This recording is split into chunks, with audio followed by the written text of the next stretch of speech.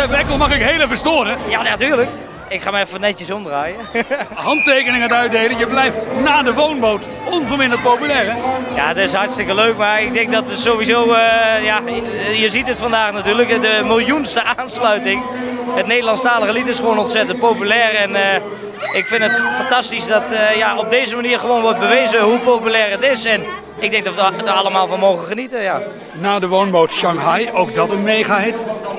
Ja, dat is echt, ja goed, ondanks dat het natuurlijk een liedje is van Eddie Wally. We zaten in die periode net een beetje rond de carnaval. En de vraag was van, ja, wat gaan we doen na de woonboot? En er waren een paar liedjes klaar voor het nieuwe album.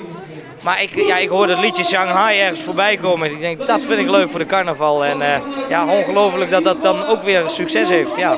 Nou spraken we hier 2 weken geleden toevallig in het voorbijgaan tijdens de opname van Hart voor Muziek in Helmond.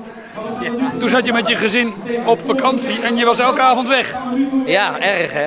Ja, ja goed, dat hoort erbij. Ik was eigenlijk een weekend vrij. En ja, vooral in deze periode natuurlijk. We zitten midden in de zomerevenementen en ja, dan kan het zijn dat je weg moet.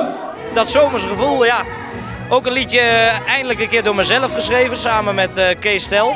Het nieuwe album is ook bijna, of die is in principe al klaar. Die komt over een kleine 2 weken uit. Dus ik ben heel benieuwd ja, hoe de reacties daarop zijn. Het is toch heel anders dan mijn vorige albums, omdat ik het een keer in een andere studio heb opgenomen in goed overleg. En ja, de liedjes zijn hartstikke leuk, meer een beetje op mezelf geschreven en heel breed album weer. Dus ik ben er zelf enorm trots op en ik hoop ja, dat iedereen het weer leuk vindt.